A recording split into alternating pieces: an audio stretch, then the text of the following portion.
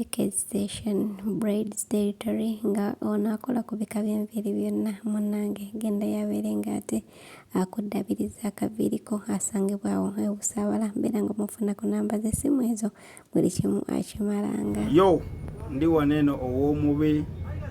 Precious musazeeko tuli waneeno ku dduuka lyaffe ery'amenvu mwatotomosa omugambo ngo bakadama bali mu comment section basusumbuka balina obusungu nga mulina bungi ebubira ddala ku ggumba baagala nnyo omuntu alivinga obulamu obuli fake. This one living a fake life for what? Kitegeera ekintu ekyo bannaga omugambo gube mutono sagala musale mugambo edya kimye ekiwaneeno ebigambo byo bingi kale siri bulungi nnyo embeera si nnungi sente zange zaataabukana naye sisobola fakinga life kituufu bambi sente zagootana bamuwagira ekirala brother wange yakafuna accident n'amenyeka wakugulu emirundi ebiri n'omukono. I don't know why omuntu alaba post yo today n'agenda n'ateekako kikomere kinene bwekiti n'agamba bannaye abalogo simabeki nga kirira ku page walaba ono mwana namulako nga munene kirira ku page yolabye wakyafaanana bwati because I post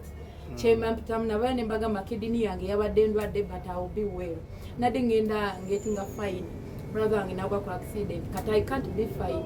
kati nova nogamba at least stress ya mukulu wange no jenina okubanga kati mulema simanyi dirwana kamwe ate n'abanene baagala kugga kambusingeyo ka video kale ninejeko stress kadama nakirira wansi mu comment section ali magospo yagambye ate ndo chaliwa bana ono mwala yaze Uganda Precious katusubira Uganda yo wajibala wetambula mukwano si wetambulanga we najibala ebintu byakyuka now we have to live. It is what it is. Chopa nenga mje muwagire bannange waneeno ayina amenvu yambaga ayina amalungi yagala kola pani yagala kolera bana pani waka jangu gula amenvu mbalamusiza nnyo baddiya ono agambye Naramba emyaka 3 gy'okoze eyo ye bizinesi mukwano kanku correcting sikoze emyaka 3 nkoze emyaka 4 naye eno ye bizinesi gye nnina okukola okitegeera eno ye bizinesi gye nnina okukola oba nze nganze gye njagala okukola nti fe abantu abamu mwe mu discouraginga nnyo abaana abava ku kyeyo mulowooza balina kola zi banka balina kola za keedi balina kola simanyi ziki baddiya ffe tuva ku zero okubaako we tutuuka mukitegeera baswire okitegeera singa mba bukyenkya nemba nga saawa eno sipangisa nsula wange eno bese mala ate fe abamu tugenze ku byeyo nga tulina abaana abakulu abeetaaga okulabirira so tojja kuŋŋamba nti olw'okubanga mmaze emyaka ye mubalira bannammwe emyaka bwe twali tugenda ku byeyo twabasiibula oba twababuulira kiki kye tugenda okukola baddiya mulekeraawo okwefuula abatumanyi ennyo temutumanyi banaye mutulabe bulabe eno ye bizinesi gye njagala nze nganze ate era gye nsobola nganze era omwana yenna ali eyo nga mu butuufu okooye ekyeyo ng'oyagala kudda waka tobeera discouraged nti olw'okuba banandaba batya nedda mukwano as long as olina kye weekoleddewo nti oba nzimbye kayumba oba nina kyenkyuseemu kubanga toyinza genda ku kyeyo n'okomawo nga tokyuse era obaako n'engeri gy'oba okyuseemu naye tetugenda bikola byonna sente gye tukola ku kyeyo tetumala kati nze bwe nteekateeka nenteekawo ka bizinesi kange kano gwe n'obeera eyo n'olowooza nti emyaka 3 nina kudda nkola ebbanka nedda mukwano bingi ebitwetaagisa tugenda okuva e Uganda okujja okukola nga tulina ebizibu bingi bannaye ng'ebizibu bingi kati ogenda okumaliriza ebizibu ebyo nga mu butuufu ne kakapito toyina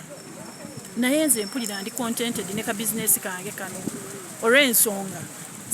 wensula tebammanja era bannaye tobeeranga eyo ng'oyagala kola bizinesi n'olowooza nti banandaba batya bannaye kola kikyo tokolerera bantu okitegeera era bw'onookola ebirungi buli kimu bw'okogga boogera bwogejja ne boogera bw'owanvuwa boogera bw'oyimpawa ne boogera buli kimu bajja kwogera tetukola bitusanyusa tetukola bisanyusa bantu so mukwano gwagamba mbu simanyi mmaze emyaka 3 gwe saasiibula nga nzije oba nga ngende e Saudi nkwewuunyiza okubeera ng'omanyi n'emyaka gye mmazeeyo mu mattu